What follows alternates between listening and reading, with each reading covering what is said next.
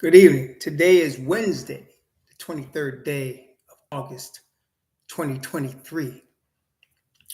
Praise the Most High Yahweh for bringing us to today, for keeping us alive and well to now.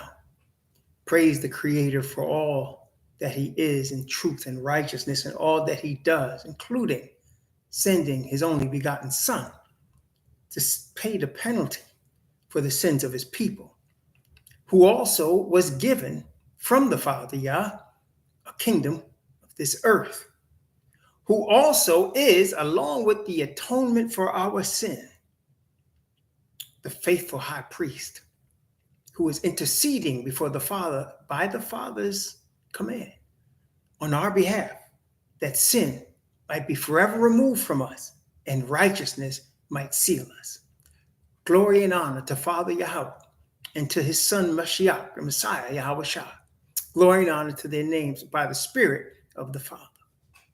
Greetings to the 12 tribes scattered into the four corners of the earth because we worshiped other gods. Our fathers worshiped other gods, and then we are the descendants of those that were taken into slavery because of this, into our enemies' lands. And we are now awakening.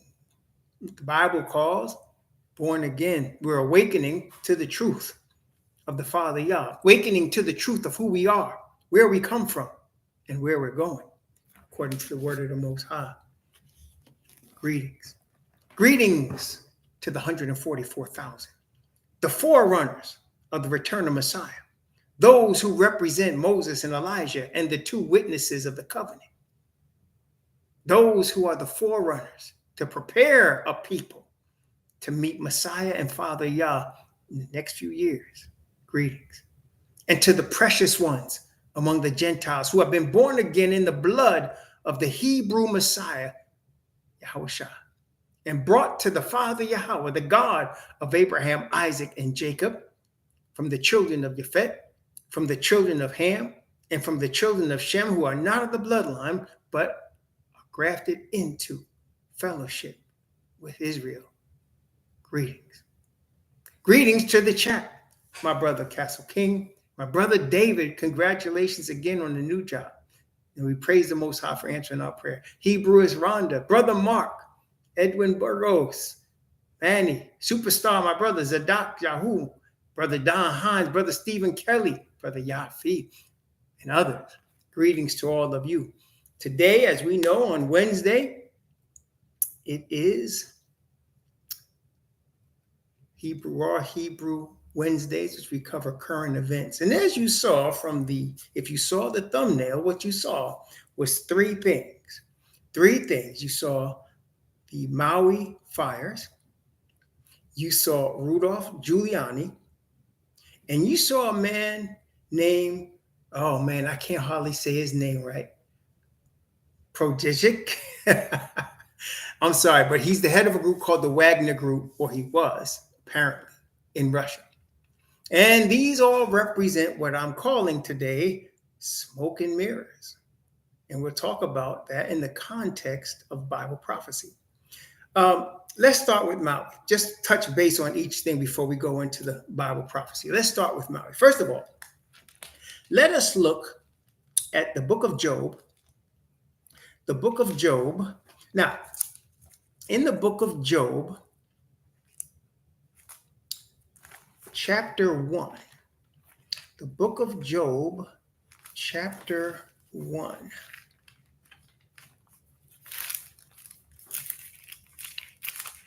Where we understand that Job was faithful to the Father Yah, faithful to the covenant of Yah. As Moses, we deciphered, Moses wrote this. He was illustrating to us that Job was righteous in all his ways, according to the Father Yah, which means, as we know, righteousness comes through faith and trust in the Father. Abraham believed in the Father's words, and it was counted to him for righteousness. So Job was counted as righteous. Job prayed for his family every day, giving sacrifice for his family. Well, we know, I'm just giving you a synopsis of chapter 1 of Job, but in chapter 1 of Job, there was a challenge made. At this time, Satan was permitted to revisit the heavenly courts after he had been banished. He was permitted to revisit the heavenly courts because in his claim in Job, while all other angels and beings were representing other worlds, he said he represented the earth. And let's take a look at that in Job chapter 1. Job chapter 1. And let's read from Job chapter 1, verse 6 and 7. Job chapter 1, verse 6 and 7. Now, there was a day when the sons of Yahweh came to present themselves before Yahweh, and Asatan came also among them. And Yahweh said unto Asatan, whence comest thou? Then Asatan answered Yahweh and said, from going to and fro in the earth, from walking up and down in it. What's going on here? Asatan is claiming ownership, leadership, management, godship of the earth. And so that's why he's there. So the Father points out to him, he doesn't dominate the whole earth. You see, brethren, as we have said many times, when Messiah establishes his kingdom on this earth, and we're going to talk about that just in the next few minutes, we're going to talk about that. But when he establishes his kingdom on this earth, there will be not one individual that is not worshiping Father Yah. There will be not one individual that will not give Messiah his props for being the only begotten Son of Father Yah. The whole earth will be in harmony.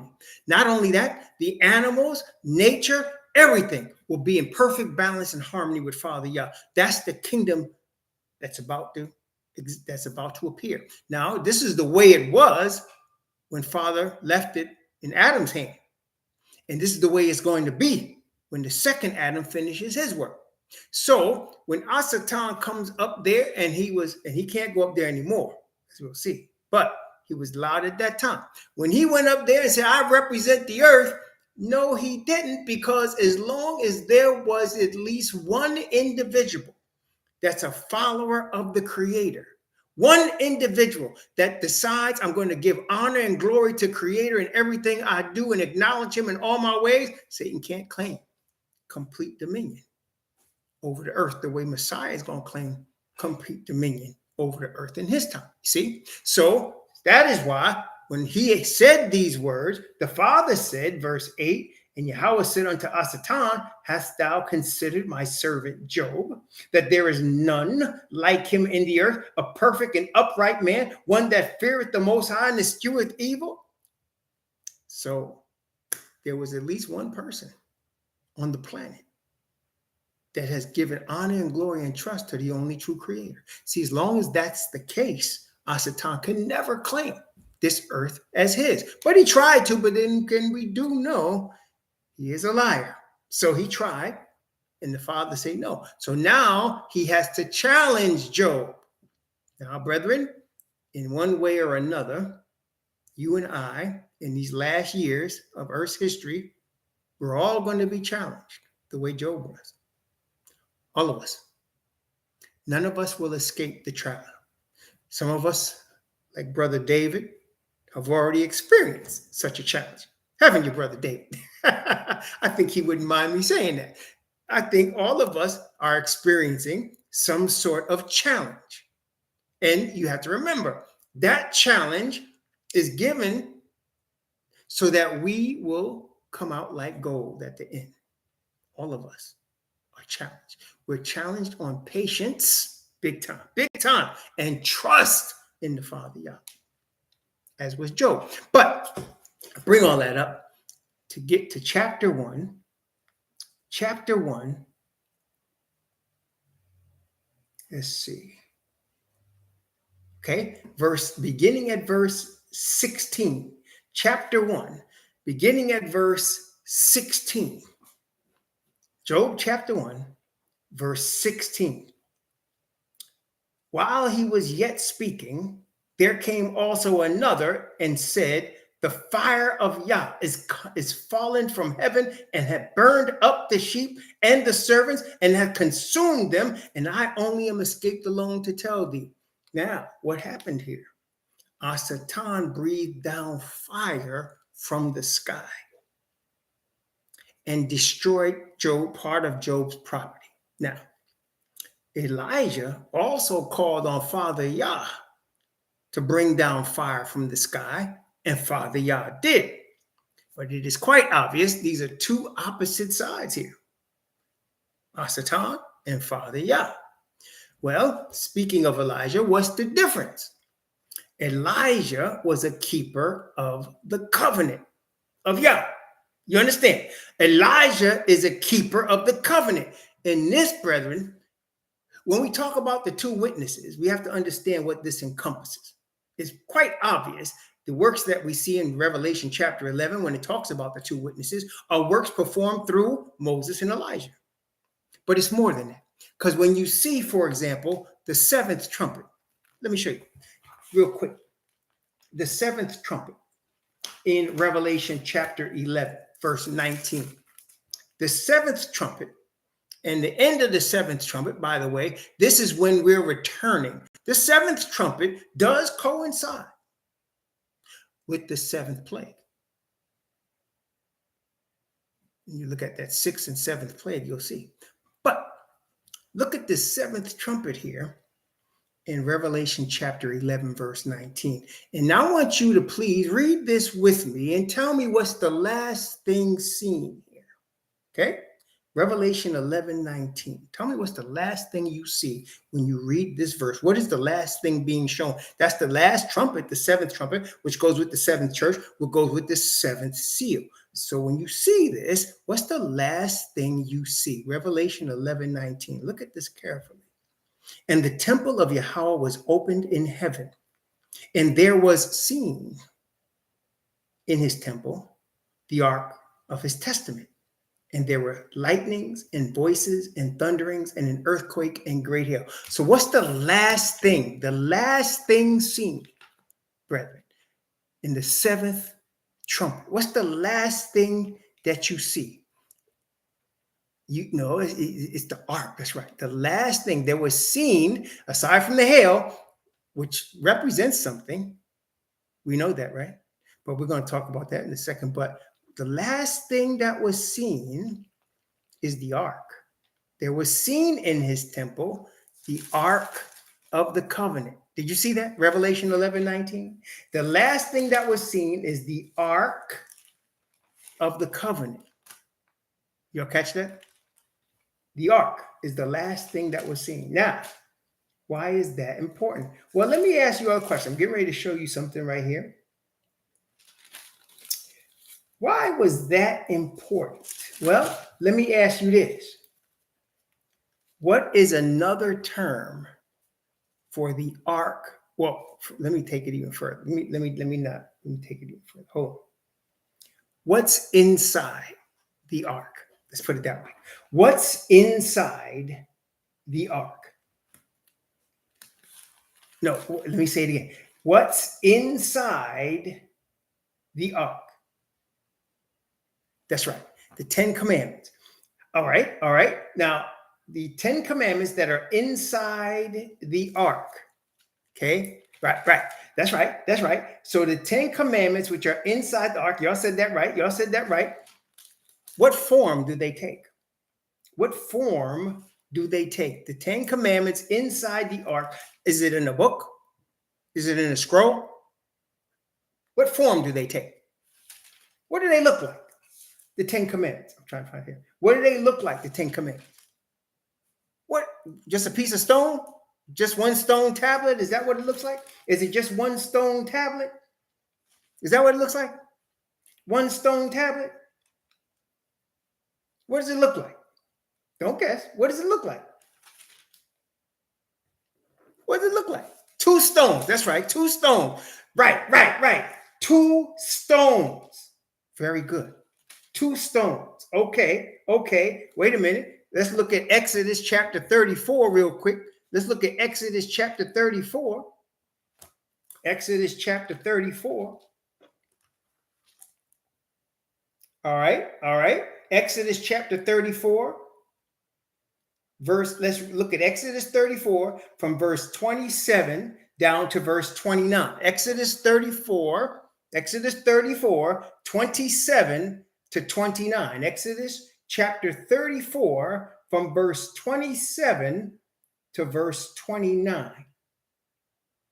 Okay. Ready? That's right. 2 stones. Can we say two? That's right, Brother Manny. 2 tables, 2 tablets, right? 2 tables. Right. All right, wait a minute. Exodus chapter 34, 27 to 29. And Yahweh said unto Moses, write thou these words, for after the tenor of these words, I have made a covenant with thee and with Israel. So he said, write these words, for after the tenor of these words, this is the covenant, right? Verse 28. And he was there with Yahweh 40 days and 40 nights. He did neither eat bread nor drink water. And he wrote upon the tables the words of the covenant, the 10 commandments. As y'all said, that's the last thing we seen, right? Okay, wait. Verse 29. And it came to pass when Moses came down from Mount Sinai with the 2 tables of testimony in Moses' hand, he came down from the mount and wist not that the skin of his face shone while he talked with them. So 2 tables of testimony. Can I ask you a question, brother? Can I ask you a question? What is another word? What is the Hebrew word and the Greek word for testimony? What is that? What is the word for testimony? What is the word for testimony? What is the word for testimony? 2 tables of testimony. What is that? 2 tables of testimony. Brother Hines. Brother Hines says correctly, is 2 tables of witness. Is that correct? Am I just guessing there? Am I making up new doctrine, or did we just find that that's the case? It's 2 tables of witness. Is it not? Am I lying? Is that correct? Is that correct?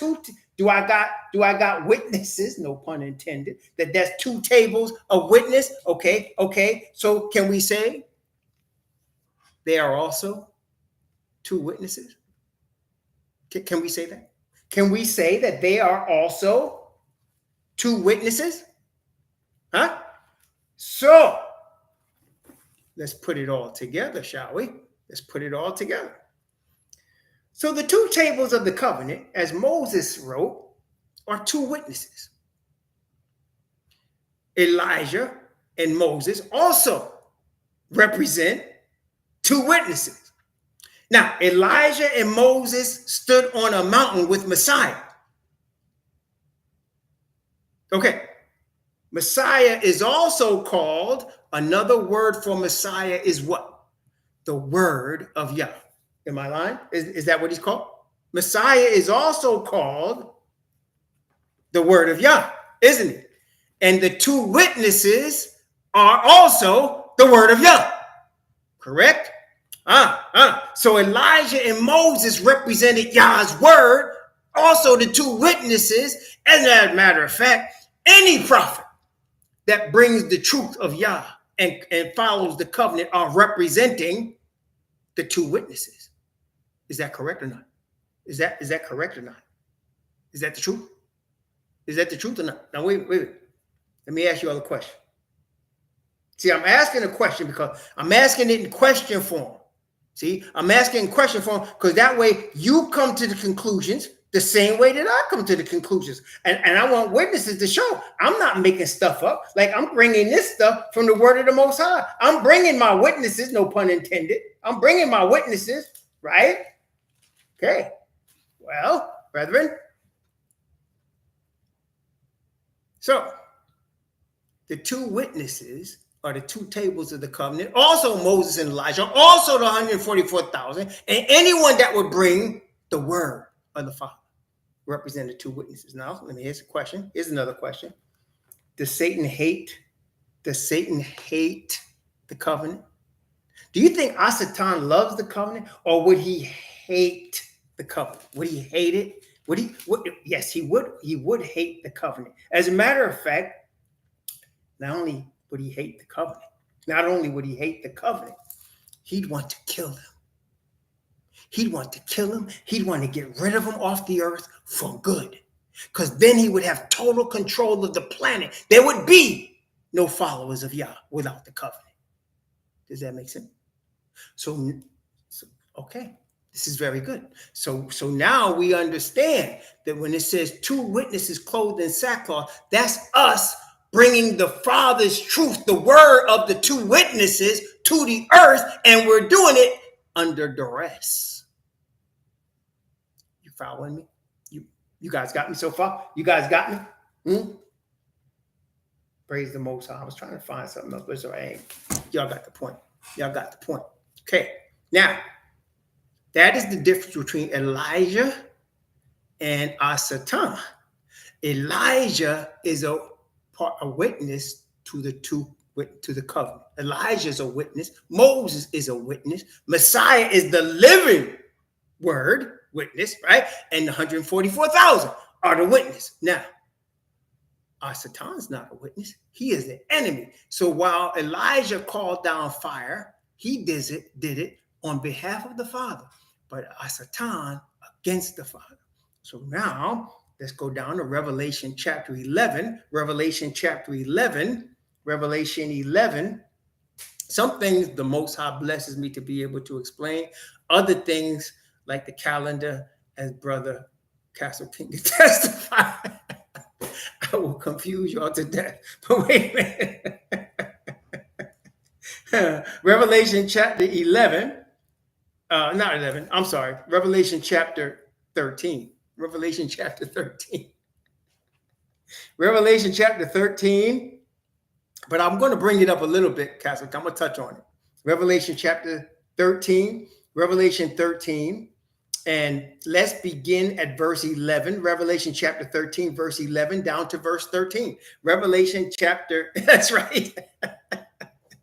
Revelation chapter 13, from verse 11 down to verse 13. Revelation 13, from 11 to 13. You know what it is, brethren? Sometimes we're so excited about something that our hearts are so full that when we spurt it out, it's almost like we vomited it on people. And we just confuse people. I'm sure y'all can relate to that. Like you're so excited about something, you just, and then everybody don't know what you're doing, what you're saying, and you just confused everybody. That happens sometimes to me. Okay, Revelation chapter 13, verse 11, 12, and 13. And I beheld another beast coming up out of the earth, and he had two horns like a lamb, and he spake as a dragon. This is a country, a kingdom coming up out of the earth. In other words, coming up out of obscurity, not out of the sea, coming up out of obscurity. And it represents a Messiah. Fakely, though, because it's really a dragon. It's a nation, comes up out of the earth, claims to represent Messiah, but it doesn't. It really represents the devil, which is deceiving, isn't it? Verse 12. And he exercises all the power of the first beast, that is the great whore, before him, and causes the earth and them that dwell therein to worship the first beast, whose deadly wound so this nation that is talking about is a nation that claims to represent Messiah, and it has power over the whole earth. It claims to represent Messiah, and it has power, because it says causes the earth. That means it has power to cause the earth to do things. It has power over the earth. What nation that claims to represent Messiah and has power over the earth? You think that exists today? A nation that claims to represent, or a country of power that claims to represent Messiah, but really is a dragon. It's deceiving everybody. And it has power, and it gives power to the beast of Rome. It gives honor to Rome. It gives honor to Rome. This one, no, it says it exercises the power of the first beast and causes the earth and them that dwell therein to worship the first beast. So it's a nation that gives honor to Rome. Rome is the first beast. So it gives honor to Rome. This is the United States of America, right? It's the United States of America. Now, verse 13. Here we go. Verse 13. And he doth great wonders. This nation does great wonders. So that he maketh fire come down from heaven on the earth in the sight of men. The nation does great wonders, so that it makes fire come down from heaven on the earth in the sight of men. People bear witness, just like they did in Job. Did they not bear witness? He said, the fire from God came down from heaven and destroyed everything. And I'm alone escaped to tell you. I just want to say, I don't know what is true or not. But one thing I do know, and I think you all agree, nothing that you see in the news and in television is exactly what it seems. Do you all agree with that? Like, if I said, let me break it down further so I don't confuse anybody. The media is constantly lying to us. Is that true or not? The media is constantly lying to us. Can I say that with and be true about it? The media is constantly lying, so that nothing is exactly what it seems, brethren.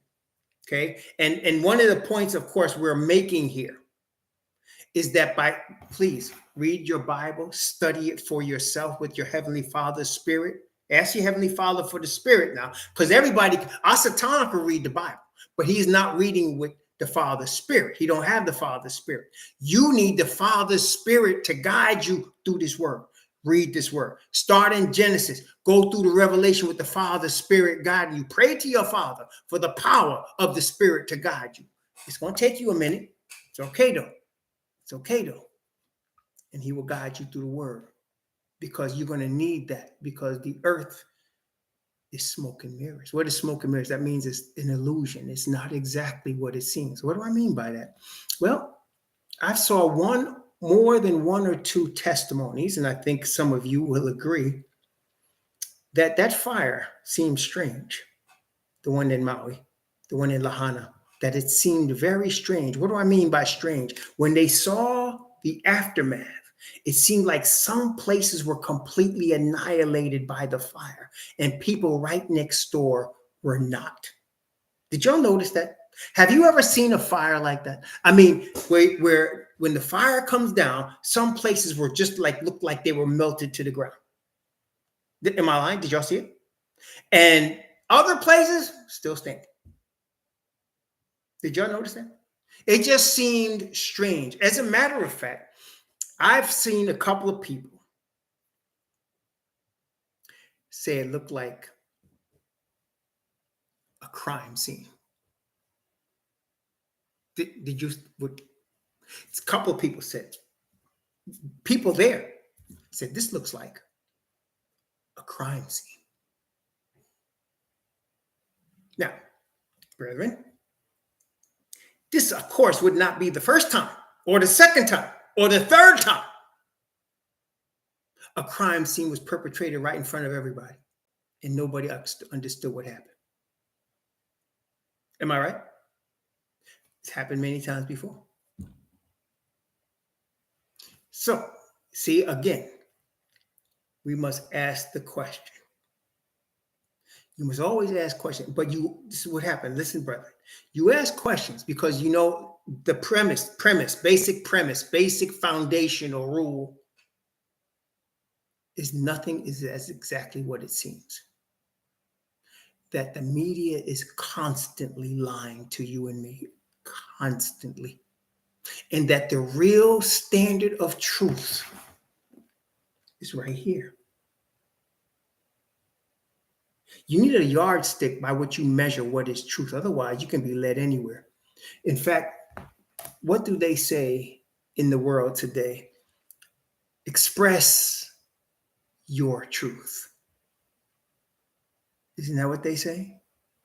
Have you ever heard that term? Express your truth.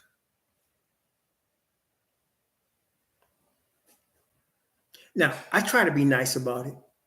I do. I try to be nice about it. And I take that to mean what you are convicted to be truth. I take that to mean that what you are convicted in your spirit and soul that tells you is true.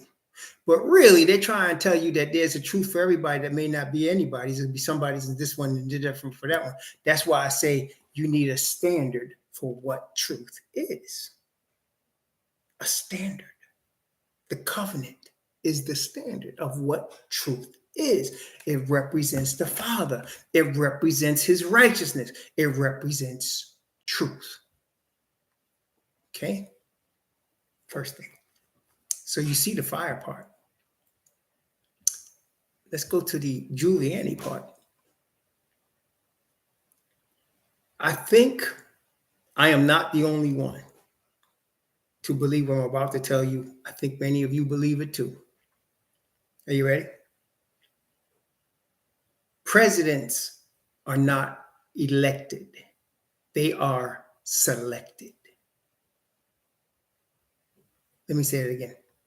Presidents are selected and not elected. And they're selected for a purpose that has nothing to do with you and me in terms of helping us.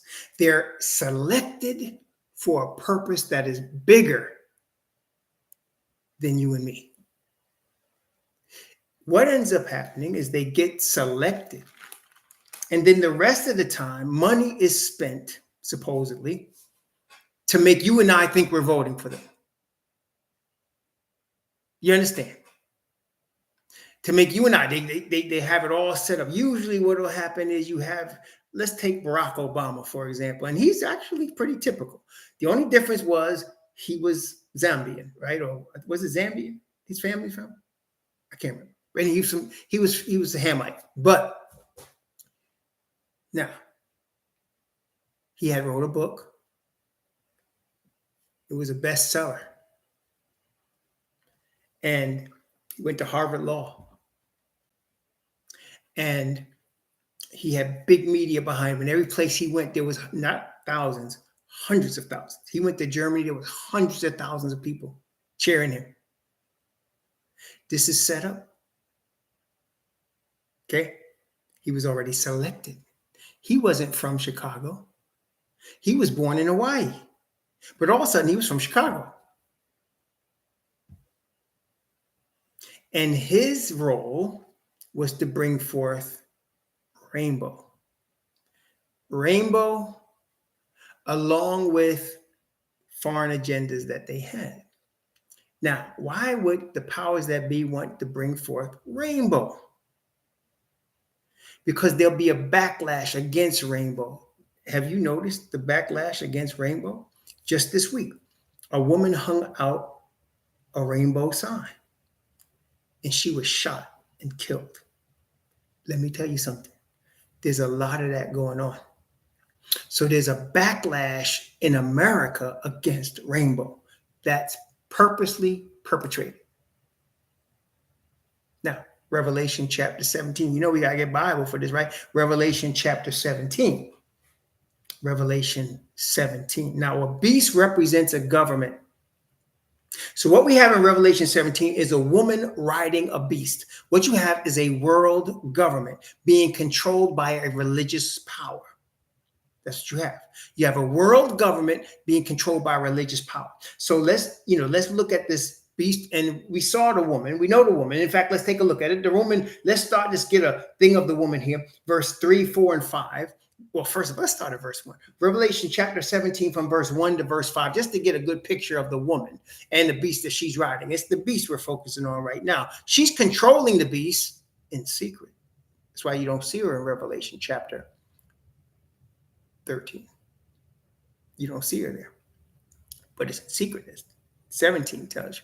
Okay, so let's take a look. Revelation chapter 17, verses 1 to 5. And there came one of the seven angels which had the seven vials, and talked with me, saying unto me, Come hither, I will show unto thee the judgment of the great whore that sitteth upon many waters. What does the waters represent? Well, we know here it's going to tell us peoples, nations, and tongues, but give me more, because Isaiah also talks about the waters. Remember the abundance of the sea? Remember Isaiah chapter 60, the abundance of the sea? What does the waters, the sea, represent? That's right. Don Hans, very good. So here, this woman rides upon many waters. The whole heathen world, she controls. She doesn't control everybody because she doesn't control the remnant. Does that make sense, y'all? So she rides upon the waters of the earth, all the heathen, but not the awakened remnant. Praise the Most High. Let's keep going. And with whom the kings of the earth have committed fornication. The kings of the earth. Talk to me, brethren. Kings rule. What do we have today that rules? Kings rule. Who are the kings today? Kind of presidents, but no, not really. You got to go higher than that, Castle King. Go higher. Go higher. Go higher than that. Go higher. Ah, Mark. Tag on it, Mark. He's flesh and blood. This brother. It's the corporations. Do not corporations rule the earth? Corporations rule the earth. I mean, even churches are corporations, right? I mean, even the United States government's a corporation. Am I correct in that? Am I wrong in that? Y'all following that or not? Y'all hearing me? You see what Mark said? So corporations run the planet. So it says, with whom the kings of the earth have committed fornication. So the corporations are in bed with the whore. And the inhabitants of the earth, that's all of us, have been made drunk with the wine of her fornication. The inhabitants of the earth, that's called brainwashing. Am I right? So the inhabitants are brainwashed. The corporate powers are in bed with her. And she's the great whore. She's in bed with all of them. Okay? That's right. That's right, Banks. That's right, Castle King. There you go. There you go. Verse 3. So he carried me away in the spirit into the wilderness, and I saw a woman.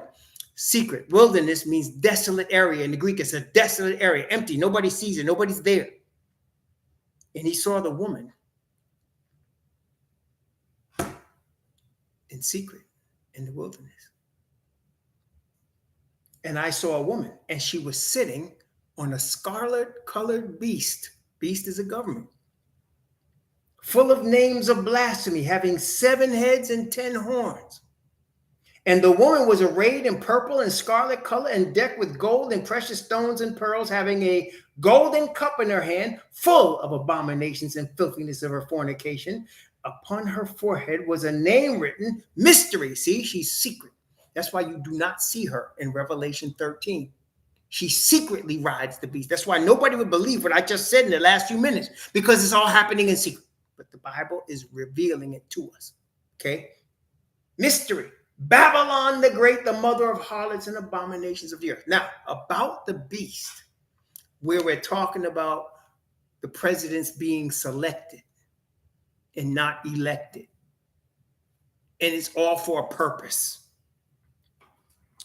Revelation chapter 17. Revelation chapter 17, verse 9. Revelation chapter 17, verse 9, 10, 11, 12. Let's go from 9 to 13. Revelation 17, from 9 to 13. Watch this, and you'll see it in its overall context here. And here is the mind which hath wisdom. The 7 heads are 7 mountains on which the woman sits. Well, we know that it sits, place sits on 7 mountains, but it's also 7 points of power. We'll talk about that later. And there are 7 kings. See, there are 7 kings. 5 are fallen, 1 is, and the other is not yet come. And when he cometh, he must continue a short space.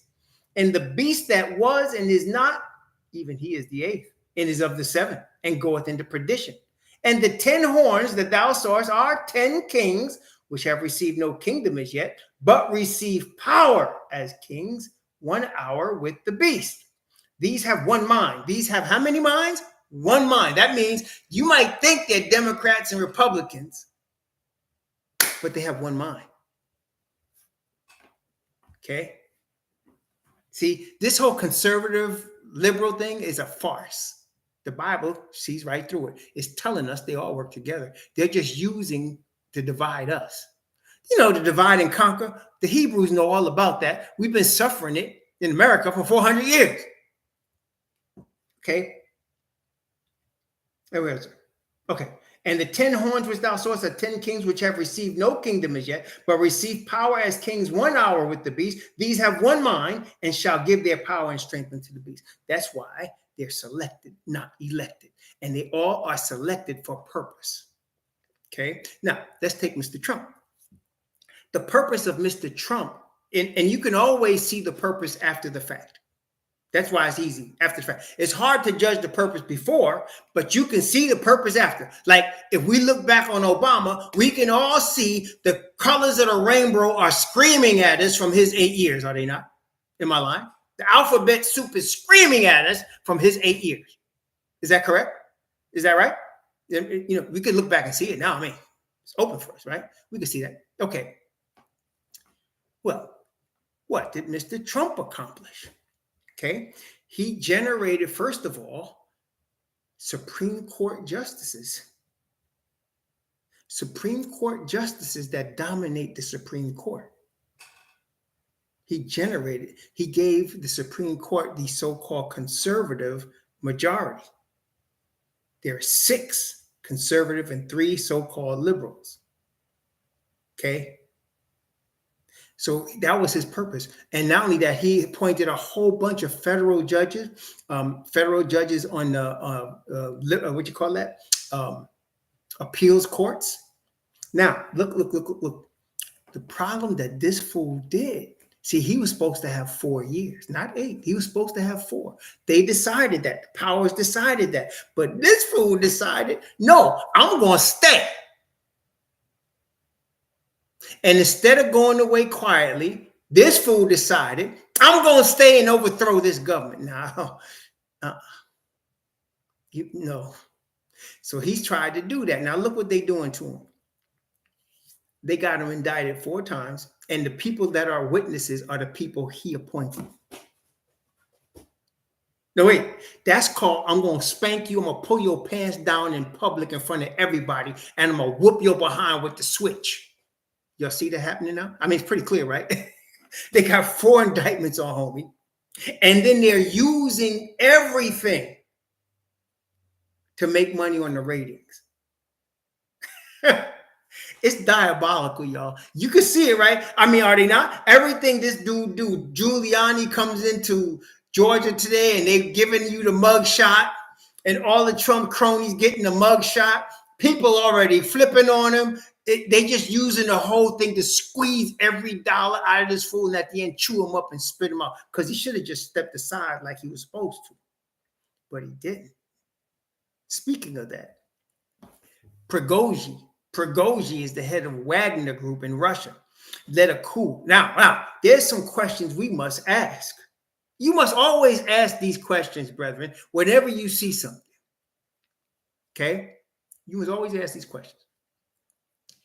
Prigozhin, y'all heard that the plane was shot out the sky. Homie was supposed to be in a plane, and the plane shot out the sky.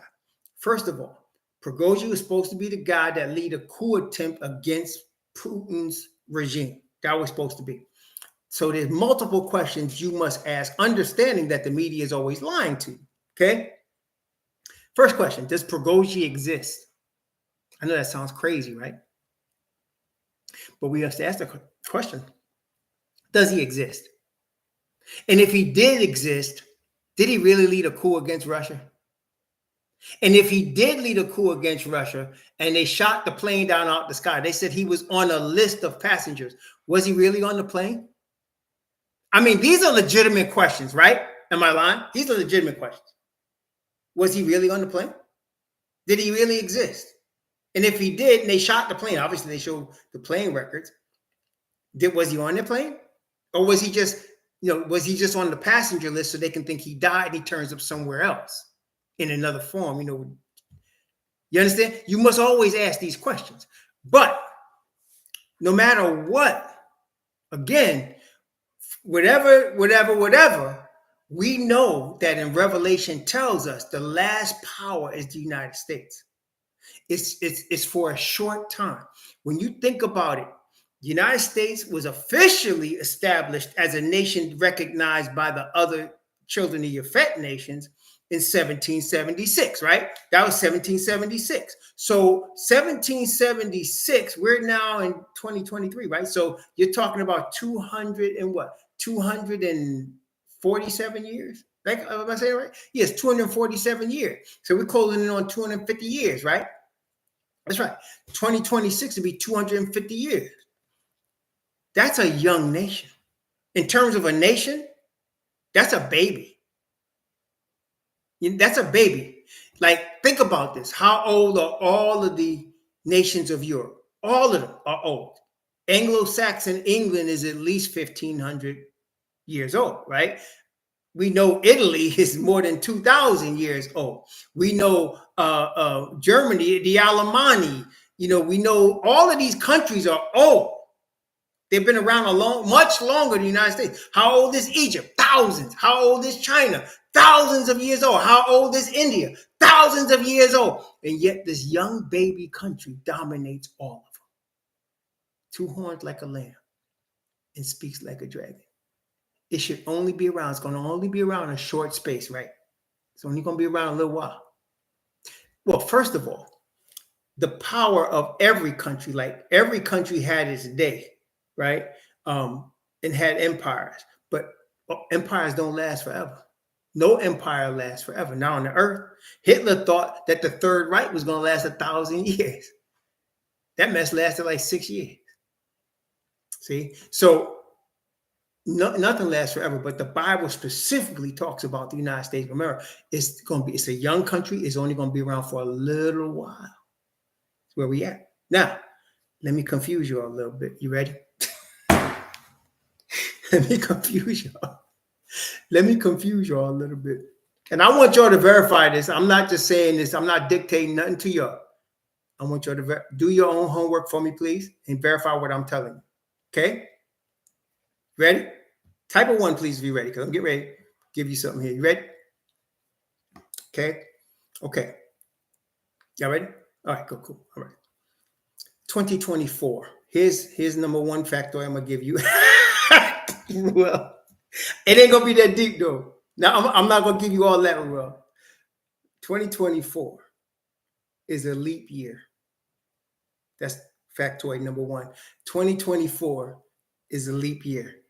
I want you to look this up, verify it, make sure I'm telling you the truth. What does that mean? That means every 4th year, you have a February 29th because the earth rotates 365 and a quarter days.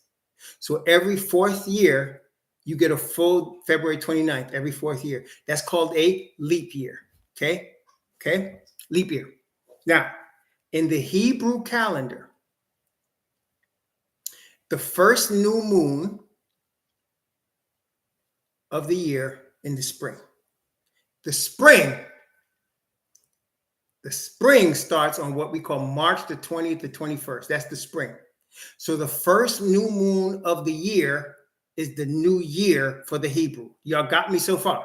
Everybody got me so far? I didn't lose you yet, did I? So every spring is the Hebrew. Let me give you, some scripture for that. Ezekiel, I'm sorry. Exodus chapter 12. Exodus chapter 12, or is it 14? Let me just make sure I got it. Let me see here. I don't want to confuse anybody, although I always seem to do that. All right, here. It's Exodus chapter 12, verses 1 and 2, the Passover. Exodus chapter 12, verses 1 and 2. And Yahweh spake unto Moses and Aaron in the land of Egypt, saying, this month shall be unto you the beginning of months. It shall be the first month of the year to you. That's Passover. And we know that's the spring. Everybody with me so far? Okay. Everybody got me? Okay. So generally speaking, in the Hebrew economy, the true Hebrew, the first month starts in April and it goes all the way through, and the 12th month is in March. Does that make sense? March of the following year. So this year, the first, beginning of April, I'm not going to say anything else because I don't want to confuse you, but basically, beginning of, it goes by the new moons. The beginning of April is the first month. Y'all following me? And you go 12 months and you'll end up in March. Everybody got me so far? Okay, so far so good. Okay. All right. Very good. Okay. Now, the problem this year on this leap year is the 12th month is in February.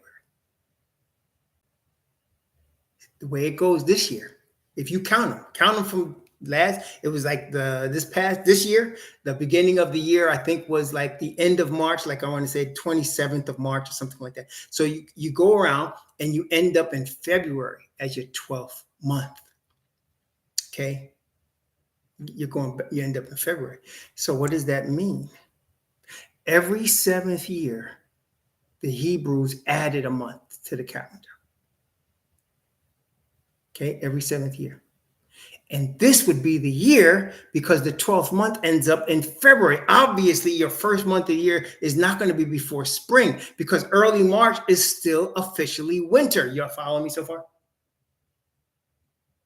Everybody with me? Got me? You ready? Everybody got that? I'll make sure.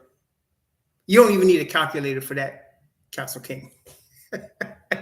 See, I'm not giving you everything. Okay, here's where it gets a little bit.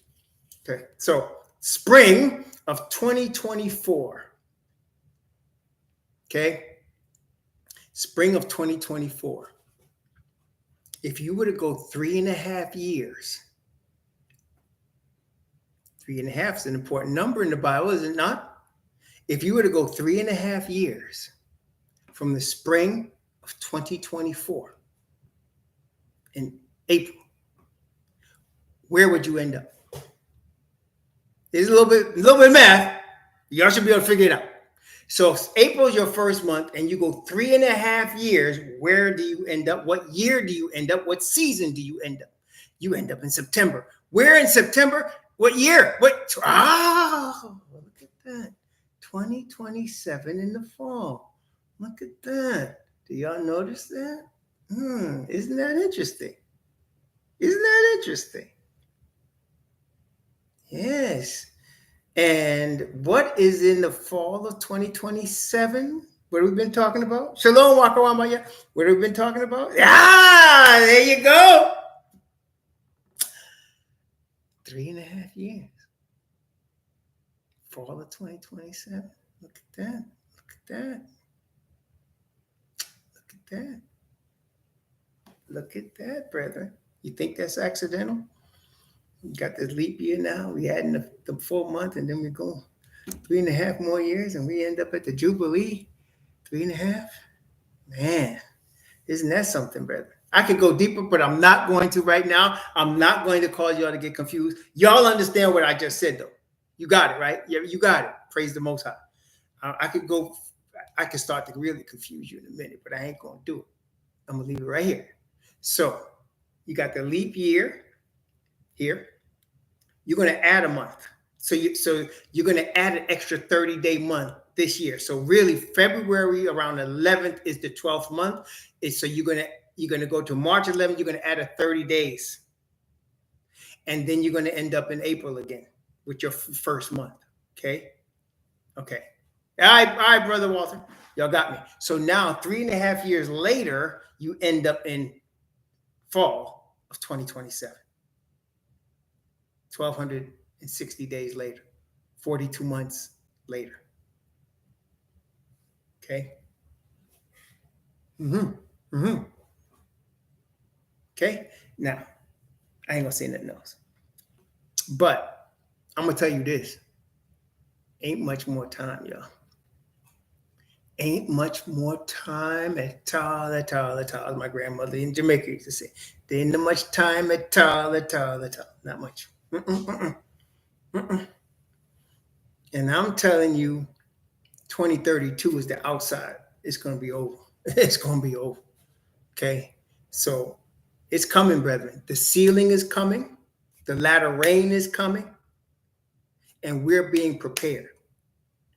Okay. We're being prepared. I got more to share, but I'm going to leave this for now. Yes. We're being prepared. And it starts this coming year. Okay, it starts this coming year. Hey, Brother Lonnie. Okay, I don't know exactly all that's going to happen, but it's an important period of time. That's what I can tell you, right? We know what's happening in the fall of 2027, but the 3.5 years leading up to that, I believe we're getting prepared. We're being prepared, brethren. We're being prepared for some stuff, man. We're being prepared. Yeah, well, like I said, I don't want to give you more because I don't want to confuse anybody, but something is going to happen over the next 3.5 years from this spring. I can tell you that. And it's going to culminate in 2027. And I'm going to tell you, I don't believe it's the return of Messiah because it's the Jubilee. I think it's going to be the latter rain in 2027. And then there'll be another 3.5 year period. I'm gonna leave it there. Okay. I'm gonna leave it there. All right. Yeah. Yeah. So everybody, like, on the earth right now, people are feeling something. Like, everybody knows something is going on. Like, the information that's going, like the things that are happening, like my wife and I were talking earlier, there was somebody that was saying that every year 8 million children disappear. Every year 8 million children disappear. Now, we know what they're doing. There's child sacrifices, there's sex trade operations, there's pornography with children and prostitution with children. All of this is going on. We know this is happening. This is not like we're guessing. We know this is happening. But what's going on, the difference is now, because it's the information age, everything's being exposed. Whereas before, it might be happening, but it wasn't exposed like it is now, right? It's been going on. Like before, you have a sister sleeping in our house and cops bust down the door and kill her. And they would say something like, well, she attacked us or we felt threatened. Well, now you got cameras, you got videos, you got witnesses, you got media. You can't just do it like that. Or Ahmaud Arbery gets jumped, right, by 3 rednecks, and they can say, well, we were defending ourselves. In fact, that's what they initially tried to say. And the county sheriff was going to back them up. But there was too much video. See? So it's being exposed now. It's being exposed. And not just like everything's being exposed. Things that are happening, things that's been happening, things that people are up to. And the word is showing us that these things would be exposed. And so nothing in hidden is going to stay hidden. It's going to be shouted. It's going to be exposed. Everything is coming out, brethren. Everything coming out. So what does that mean for you and me? Right now, it means we need to get close to the Heavenly Father. I know it sounds crazy, but that's our safety. That's our wisdom. We need wisdom. We need understanding, and we need power. Power of the Spirit. There's this brother. If I could just find his name. Dr. Claude something. Y'all heard of him? Dr. Claude something? I can't judge the brother. Claude something. Y'all heard of him, right? Claude something. But the problem I have with the brother is he's always talking about money. Y'all heard him? His name is Claude something. I wish I could find. His name is Dr. Claude something. He's always talking about money, this dude, man. It's like black economic power. Yeah, that's him. My problem is he's always talking about money. The problem I have with that, brethren, is the banks control money. And listen, I don't care if it's Bitcoin, Witcoin, dollar bill, the banks controlling it. Okay? So there's no such thing as Hebrews really getting economic power on this earth. The ones that get economic power are involved with entertainment. Period. There are no black dudes that run Amazon, man. There's no Hebrews running Microsoft. You understand? You're not going to have that. So when brothers start talking about money, I'm like, what is wrong? And you know what it is? We've been deprived of money our whole existence since we've been in captivity. So you start talking money. It's funny. When I was in the Christian church, when I was in the Adventist church, right, you could hardly get people to come to Wednesday night prayer meeting. I don't know if y'all experienced this, but you get a handful of people for Wednesday night prayer meeting, right? Until one day, a dude came to the church and was talking about multi-level marketing using prepaid legal. Y'all remember that? And he started talking about how people could get rich. Black people need this economic power. And on Wednesday night, he was doing it. And the church was full. I marked that. I said, and the church was packed. Used to get maybe 15 people at the most for Wednesday night prayer meeting in a 500-member church. But all of a sudden, this dude comes talking about prepaid legal, and you got like the whole church there. I mean, I was like, what? For prepaid legal? So you start talking about money, and the real comes out, man. The real comes out. So what I'm saying, y'all, is please focus. You cannot have the Father's Spirit and be rich in Babylon. You can't.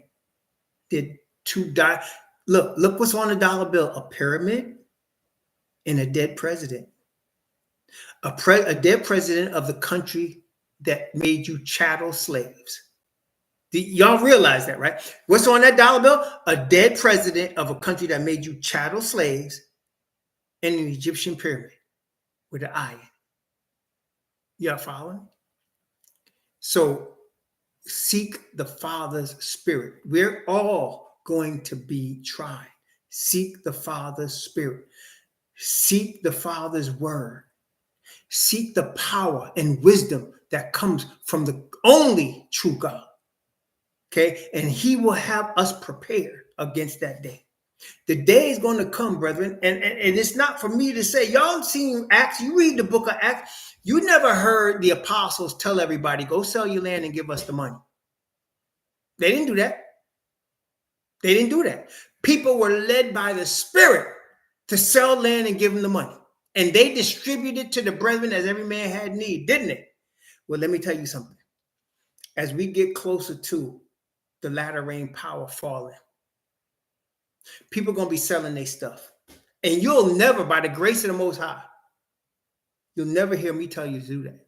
The Spirit will cause people to sell stuff, houses, lands, bank account, and give the money to the people that's preaching the word like they did to the apostles, and the apostles distributed to the brethren as the brethren have need. And it's only going to be for a little while before it's all no good.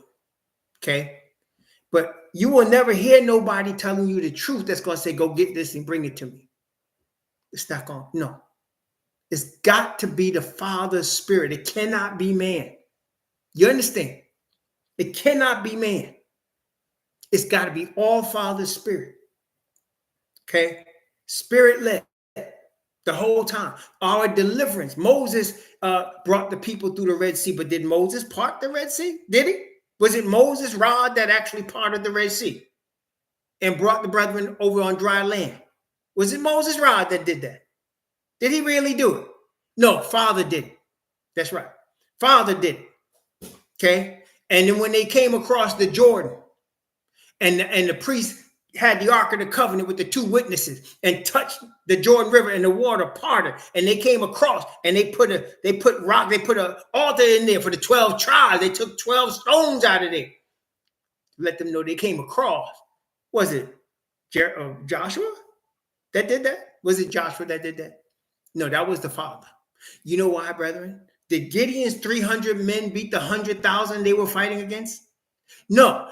Did the Hebrews marching around Jericho blow their horns and the horns knock down the walls? No. Because it's got to be Father Yahweh. The deliverance has got to be of him. Otherwise, he shares the glory with us. No, it's all him. It's got to be. Got to be. Okay? So, brethren, we are being tried for the next 3.5 years. All of us. He's preparing us. Okay? He's preparing us. He's going to be moving some people. People are already being moved. Y'all going to be moving someplace. Can't tell you where you go. The Father's Spirit tell you where to go. But he's going to be moving you. Okay? Different places. He's going to be having you move in different situations. Not me, you. And then he'll move me somewhere else. I don't know. But we're being prepared. 2027 is coming. The Jubilee is coming. Okay? It's coming. And we know here go the leap year, and we got 3.5 years. Boom. Okay, so let us always remember these things. When brothers, like I said, I don't want to judge Claude Anderson. I'm just saying he's mistaken. The good doctor is mistaken. There's no economic power that's going to come from us. Okay, the power comes from the Father, not from man's dollar bills, Bitcoins, euros. We'll use them until they don't. Okay. But the time is coming quick. We need the Father's Spirit. Okay. This smoke and mirrors that we're watching constantly. And we just named 3 things of the smoke and mirrors. We named the Maui Lahaina fires, Rudolph Giuliani and Trump and all them getting strung up. And the Wagner Brozovji. That's just 3. But look, you got Niger, you got child molestation and pornography, right? You got all kinds, the stock market, right? The stock market, you got all kinds, the real estate market, everything. You got nature going crazy. everything's happening at once. There's so many things. Okay. So our focus, I tell you all this to come to the conclusion, as Solomon came to the conclusion. Let us hear the conclusion of the whole matter. Fear Yahweh and keep his commandments, for this is the whole duty of man. Let us remember that the word of the Father, it's got to be of him. It cannot be us. It's got to be him. He does all things for us and through us. Remember what he said. In fact, let me close with this here. This is Ezekiel chapter 36. Ezekiel chapter 36. Let me close with this here. Ezekiel 36.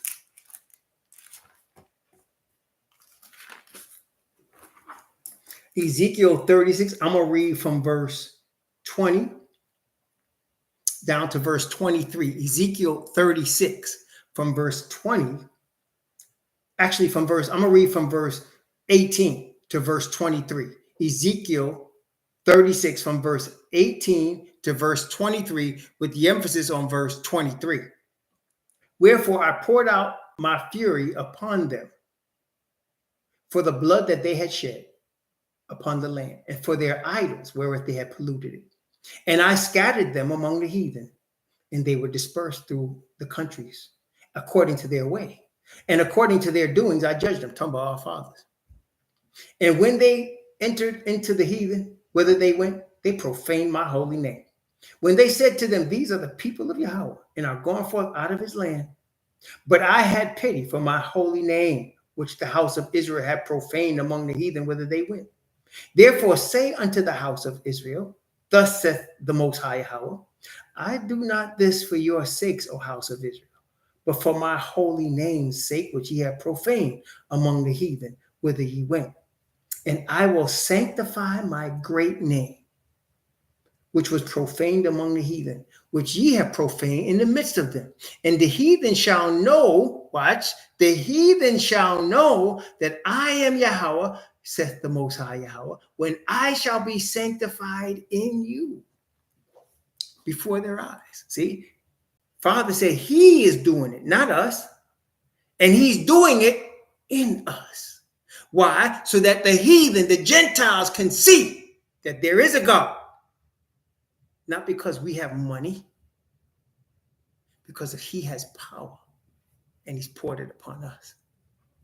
Praise the Most High, Yah. May the Most High bless you and keep you. May he cause his face to shine upon you and be gracious unto you. May he lift up his countenance upon you and give you peace. Shalom, my brother.